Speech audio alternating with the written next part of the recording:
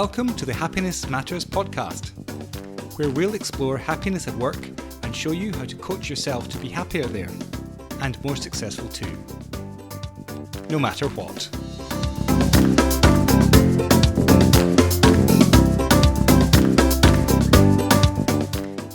Good morning, everyone. I'm Julia Seal and welcome. Welcome to Happiness Matters, where we're discovering how to coach ourselves to our very own happy and successful no matter what.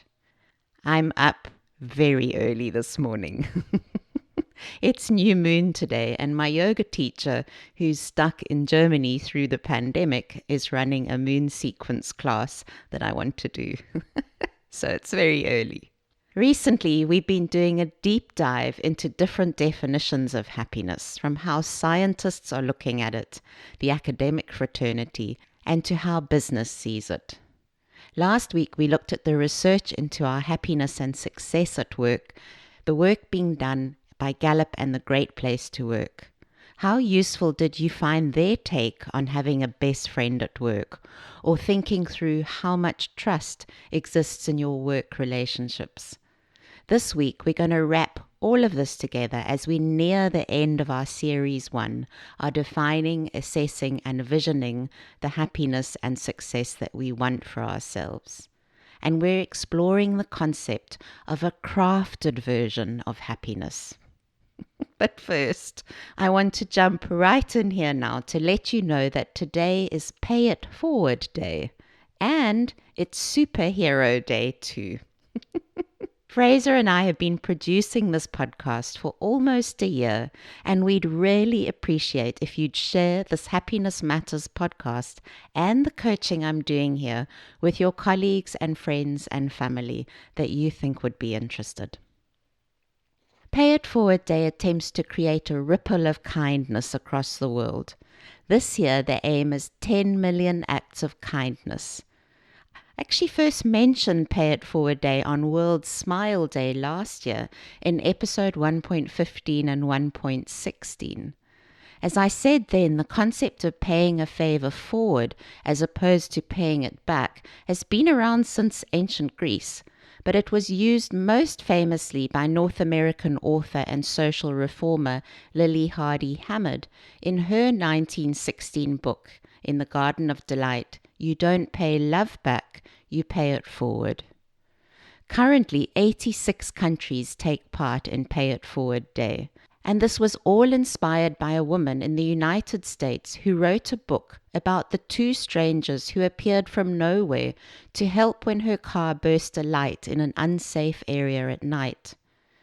In 2000, Warner Brothers made a movie based on Catherine Ryan Hyde's novel, and you might have seen it, Pay It Forward, and the social movement took off from there.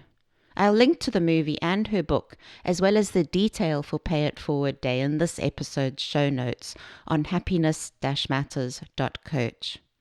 But the idea behind having a special day like this is to encourage us to embrace the incredible power of giving, to show each other that we care and that there is love, hope, and magic all around us, and to know that we may be only one person in this world, but to one person at one time, we are the world.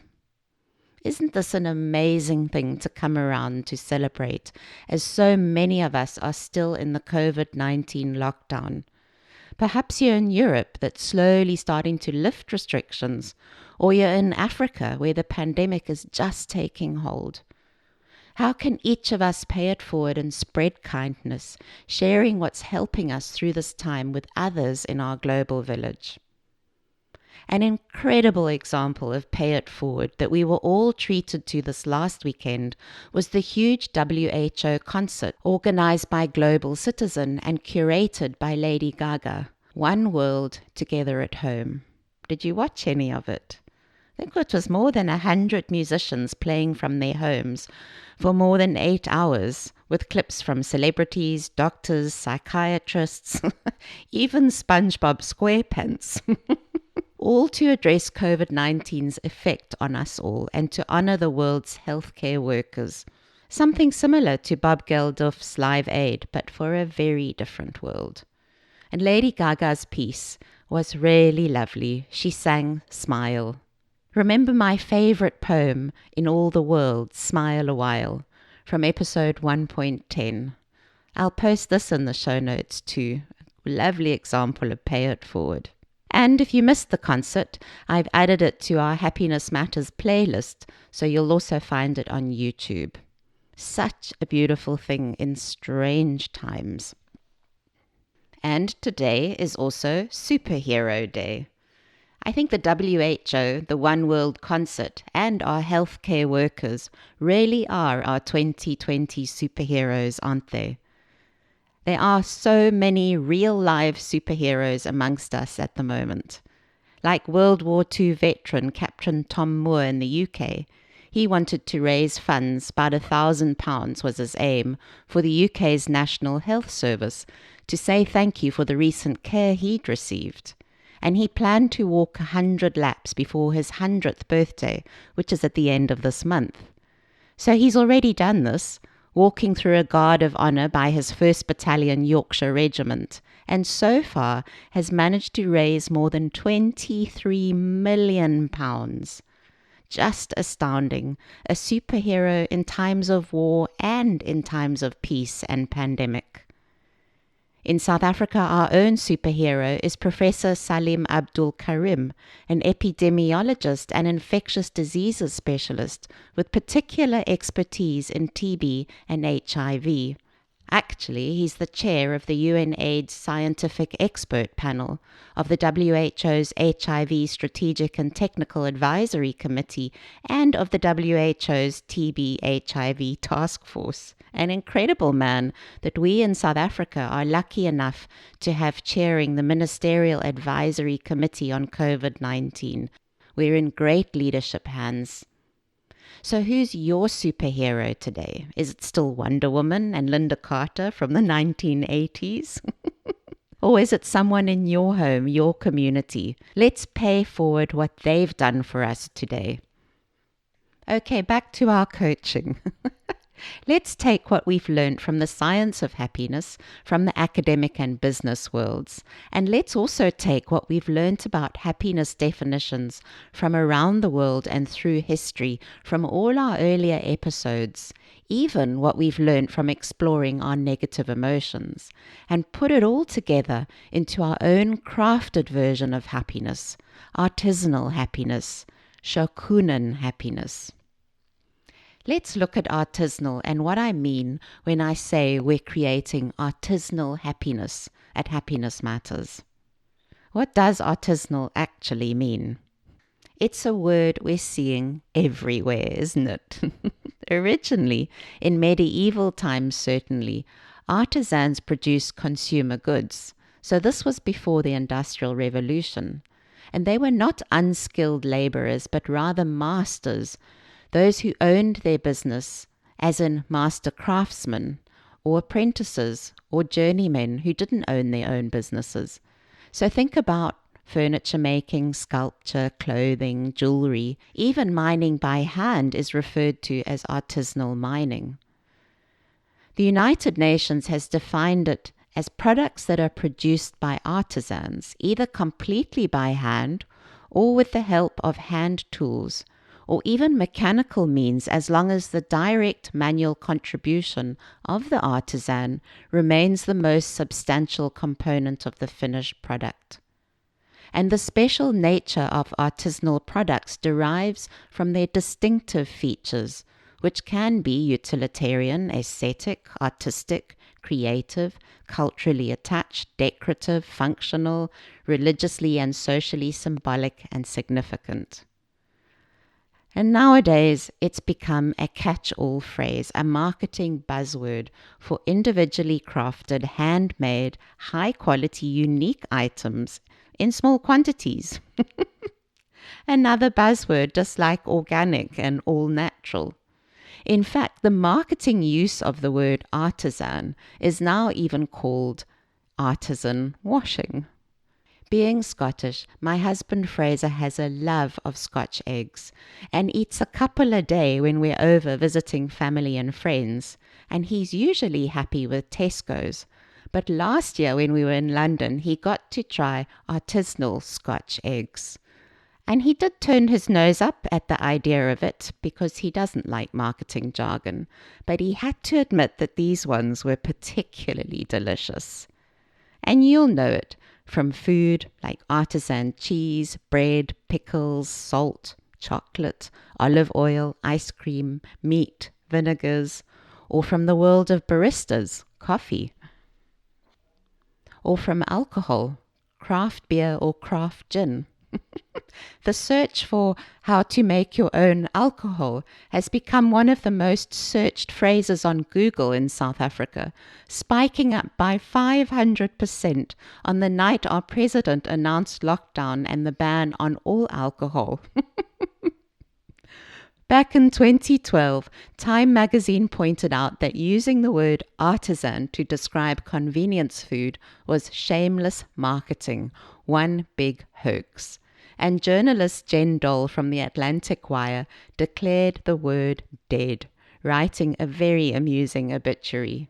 Although she had to resurrect him a year later, artisanal, because the word is not dead. As she said, a long, long time ago, like last year, I wrote an obituary for the word artisanal. It seemed high time to declare it dead and get on with our lives. And yet it has become clear in the months that have followed that artisanal is not dead. Artisanal may instead be undead. And it's really not dead. We have the fancy toast trend in San Francisco, or artisanal cocktail ice. Musicians have gone artisanal, and you'll have seen that from the One World concert. Musicians playing from their homes, some just sitting on their unmade beds. Even fashion is hanging on. John Galliano recently launched the Maison Margiela Spring-Summer 2020 artisanal collection. And he says, it identifies the nature of the bourgeois gesture and investigates the impact of heritage codes in the age of the cyber-industrial revolution. So why are we keeping it, and why am I using it here today in our self-coaching? From an anthropological point of view, it's very interesting to see why the idea of handmade, crafted, artisanal is so appealing. There's a good study on the 10 cultural components of the artisanal movement, which I'll link to in the show notes as it's too long to go into here. What we're after at Happiness Matters is a definition of what happy and successful, no matter what, means to you, an artisanal definition. Since the beginning of Series 1, Defining, Assessing and Visioning, I have been encouraging you to think deeply about what happiness and success really mean to you. I've been inviting you to create a robust definition of your happiness, one that's worth your while pursuing and directing your life towards. Remember, we all want happiness. It is what we all search for. Aristotle said 2,300 years ago, happiness is the meaning and purpose of life. The whole aim and end of human existence, everything that we choose for the sake of something else, everything except happiness. David Hume, one of the most influential of the Enlightenment philosophers from Scotland, said the great end of all human industry is the attainment of happiness. For this were arts invented, sciences cultivated, laws ordained, and societies modeled. In 1776, Thomas Jefferson, the founding father of the United States of America, wrote the Declaration of Independence that states, "We hold these truths to be self-evident, that all men are created equal, that they are endowed by their Creator with certain unalienable rights, that among these are life, liberty, and the pursuit of happiness." And the Dalai Lama, leader of Tibet and Tibetan Buddhism, says, whether one believes in religion or not, whether one believes in this religion or that religion, the very purpose of our life is happiness. The very motion of our life is towards happiness. So Series 1 and these last few episodes on the science of happiness have all been about creating this robust version of your happiness, one that you can commit to creating for yourself. A definition that is based on solid research, that's not one-sided or limited, based only on what you're finding difficult or unpleasant in your life right now. So a definition that is well worth your while, well worth your life. Often what happens in a midlife crisis, somewhere around 50, you might realize that you've spent the bulk of your life doing things, pursuing goals that haven't led you to happiness, chasing rainbows. Even artist Damien Hirst's beautiful COVID-19 rainbows. You've centered your whole life on an unclear definition of your happiness and success. Perhaps it's not even been of your own design. And remember, our lives change dramatically over this time. Our kids leave home, we get divorced, we look for new ways to create meaning, happiness, contribution, and success in our lives. So is your happiness artisanal? Is it personally crafted, handcrafted by you, or have you just picked up ideas from your childhood, your cultural upbringing, the media? So is it made by hand by you, or is your idea of happiness the equivalent of an industrial mass process? Is it something you've done intentionally and on purpose? Have you thoroughly looked at your definition, taken it to pieces, and now created this special and unique version of happiness that you take pride in? Are you deeply connected to your definition of happiness and success? Is your definition of happiness and success based on your own core values or on someone else's? It's just the way it's done around here. Or this is what the experts say, so it must be the same for me. Do you know where the elements of your definition come from? How transparent is your definition to you? It might be flawed, and someone else might not like your definition or agree with it, but it's bespoke. How beautiful is it? How meaningful, purposeful, heartwarming, exciting, inspiring is your version of happy and successful no matter what? In case you've forgotten what we chatted about and coached over the last couple of episodes, I've created an artisanal happiness checklist for you, just to make sure that you cover all the things we've talked about already, as well as your own ideas. This is another of my free coaching tools for you that you can download from our website, Happiness-Matters.coach, from either this episode's show notes or from the fun and free section. Now, we can even go a step further. You can think about your definition of happiness as shokunin.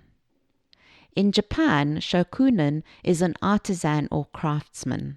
Think about the art of flower arrangement or the tea ceremony. My very first corporate job was with a Japanese company. I've been fascinated by the tea ceremony for years. But shokunin is more than just artisanal. It's about mastery of one's profession, taking pride in one's own work, its discipline and skill, its immense concentration and patience. And it's even more than that.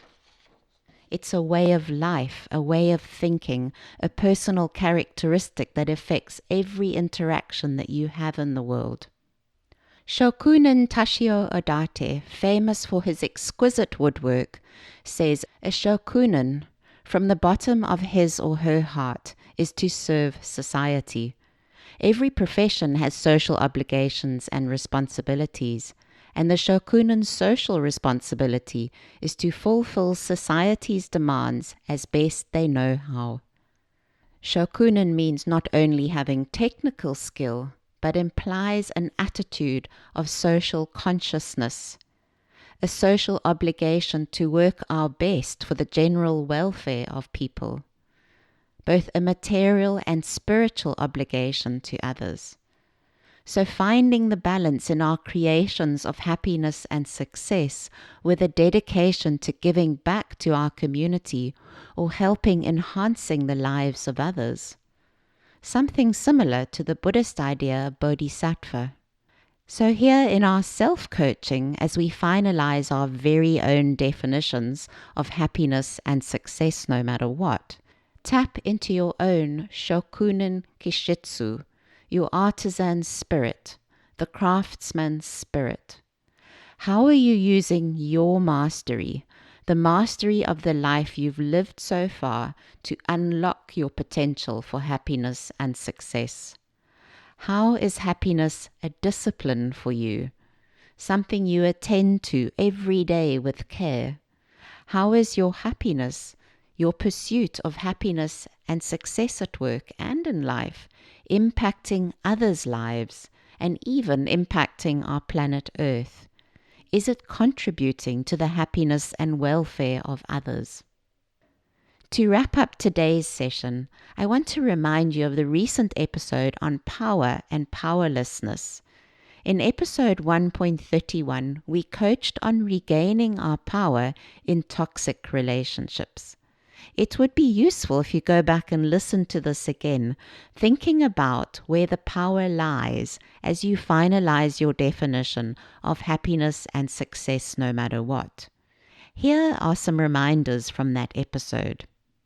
Stepping out of the drama triangle and the roles of victim or persecutor. This sees us stepping away from needing external sources of power to feel better and get what we want in our lives, stepping away from external sources for our happiness and success. Then finding our inner power, what this actually means, and then how to build our inner power, how to coach our own powerlessness. We look at the choices you have in your life every day, the 3 inner choices that we all have in any moment for our entire lives to build our inner power, our inner wisdom, and our happiness and success. And then there's also my free coaching tool, High Road, Low Road, to support you in this. So the question now becomes, how much power do you have in crafting your own happiness, your own version of happiness and success no matter what? Is it dependent on your external world changing, an outer source of power? Should your husband change or your kids for you to be happy at home? Should your company or manager be doing something different for you to be happy and successful at work? As you define your artisanal happiness, your Shokunin happiness, where does the power lie for that version? Inside you, or depending on others, on a world outside of you that is out of your control? Is your artisanal happiness making you more or less powerful in your life? And where are you handing your power over in your definition? And lastly, if I can touch on menopause in midlife again here. The menopause itself is another huge phase of change we go through. Like puberty and pregnancy, our bodies and brains go through profound changes. And these changes spark yet more change, emotional, mental, and the structures of our lives. So much change actually, that the menopause transition is the most incredible opportunity to use as a metamorphosis experience for yourself. Our very being, our very wiring is supporting us to do this. Biochemical and physical changes and the big life events like death and divorce and retirement and our emotional experiences over this period are actually setting us up for change to be easier than ever. The midlife transition is your best opening for this work, the best you've ever had in your life, to build your inner power and to craft your artisanal Shokunin happiness. why not jump on a coaching call with me to talk about how we can coach together to craft your own version of happiness and success, how to create your artisanal Shokunin happiness. My free 20-minute insight sessions gives us the chance to explore coaching together. And you can book these from our website, Happiness-Matters.coach, by clicking on the yellow button right at the top called Coach with Julia. So that was fun, wasn't it? I trust you enjoyed it, and we'll sit down with my coaching tool, the Happiness Checklist, later this week.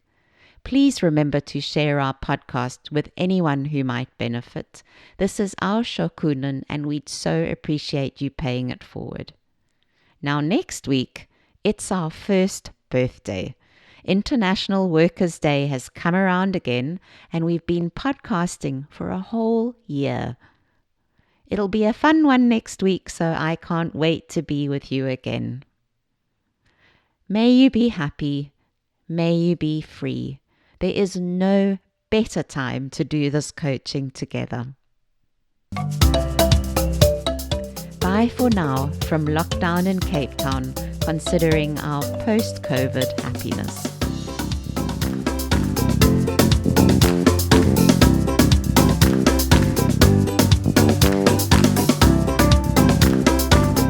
Thanks for joining us on this Happiness Matters podcast. Do join us again here next week on Tuesday. You can subscribe to this series at Apple Podcasts on iTunes, or you can sign up for it on our website, Happiness-Matters.coach. That's Happiness-Matters.coach. COACH. Also, you can join our conversation on Facebook by following us there. Our Facebook page is also Happiness-Matters.coach.